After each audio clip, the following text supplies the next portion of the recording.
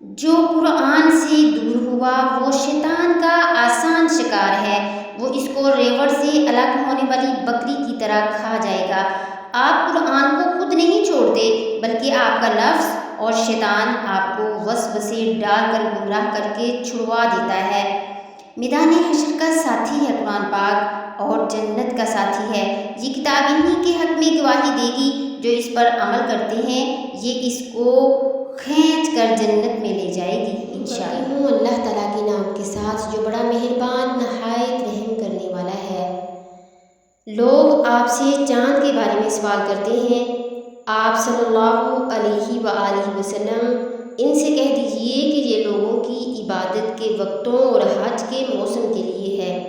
احرام کی حالت میں اور گھروں کے پیچھے سے تمہارا آنا کچھ نیکی نہیں بلکہ نیکی والا وہ ہے جو متقی ہو، اور گھروں میں تو دروازوں میں سے آیا کرو اور اللہ سے ڈرتے رہو تاکہ تم کامیاب ہو جاؤ، اور تم اللہ تعالیٰ کے راستہ میں لڑتے رہو اور زیادتی نہ کرو۔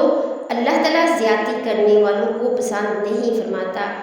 انہیں مارو یہاں کہیں بھی پاؤ اور انہیں نکالو یہاں سے انہوں نے تمہیں نکالا ہے، اور سنو فتنہ قتل سے زیادہ سخت ہے، اور مسجد حرام کے پاس ان سے لڑائی نہ کرو جب تک کہ یہ خود تم سے نہ لڑیں۔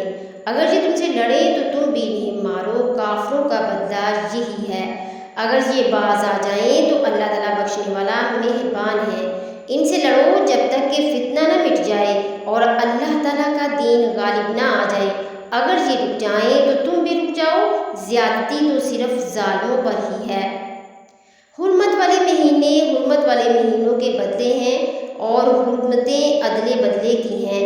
جو تم پر زیادتی کرے تم بھی اس پر اسی کی مثل زیادتی کرو جو تم پر کی ہے، اور اللہ تعالیٰ سے ڈرتے رہا کرو، اور جان رکھو کہ اللہ تعالیٰ پرہیزگاروں کے ساتھ ہے۔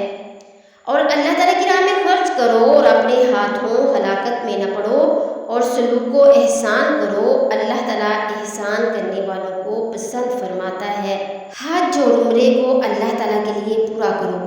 ہاں اگر تم روک لیے جاؤ تو جو قربانی میسر ہو اسے کر ڈالو، اور اپنے سر نہ منڈواؤ جب تک کہ قربانی قربان گاہ تک نہ پہنچ جائے۔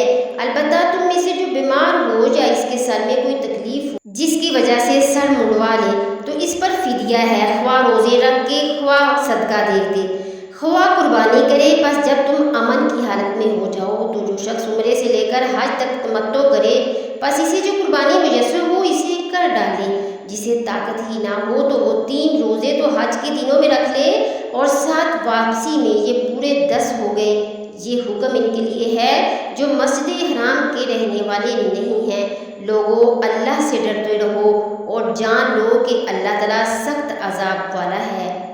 حج کے مہینے مقرر ہیں، اس لیے جو شخص ان میں حج لازم کر لے وہ اپنی بیوی سے میل ملاپ کرنے، گناہ کرنے اور لڑائی جھگڑا کرنے سے بچتا رہے۔ تم جو نیکی کرو گے اس سے اللہ تعالیٰ باخبر ہے، اور اپنے ساتھ سفر خرچ لے لیا کرو۔ سب سے بہتر توشہ اللہ تعالیٰ کا ڈر ہے، اور اے عقل مندو مجھ سے ڈرتے رہا کرو۔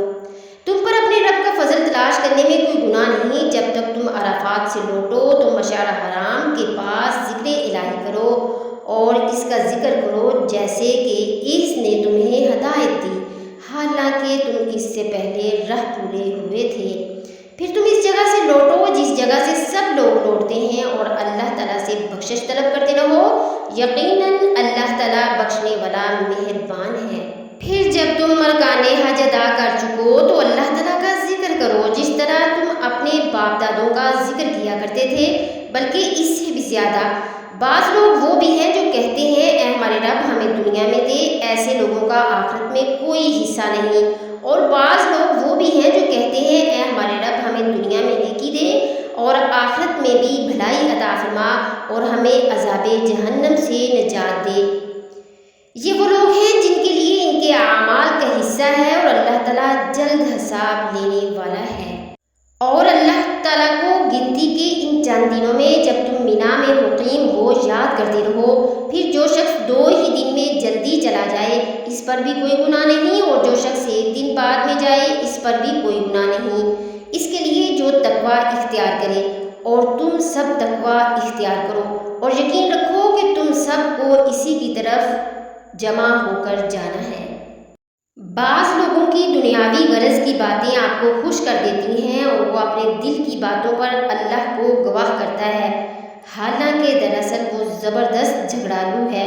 جب وہ لوٹ کر جاتا ہے تو زمین میں فساد پھیلانے کی اور کھیتی اور نسل کی بربادی کی کوشش میں لگا رہتا ہے، اور اللہ تعالیٰ فساد کو ناپسند کرتا ہے۔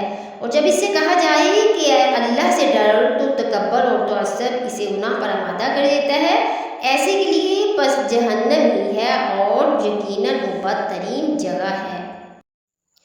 اور بعض لوگ وہ بھی ہیں کہ اللہ تعالیٰ کی رضامندی کی طلب میں اپنی جان تک بیچ ڈالتے ہیں، اور اللہ تعالیٰ اپنے بندوں پر بڑی مہربانی کرنے والا ہے۔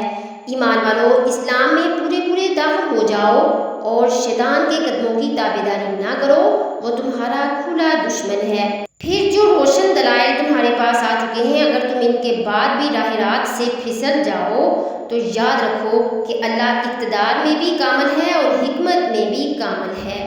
کیا لوگوں کو اس بات کا انتظار ہے کہ ان کے پاس خود اللہ تعالیٰ ابر کے سائبانوں میں آ جائے اور فرشتے بھی اور کام انتہا تک پہنچا دیا جائے؟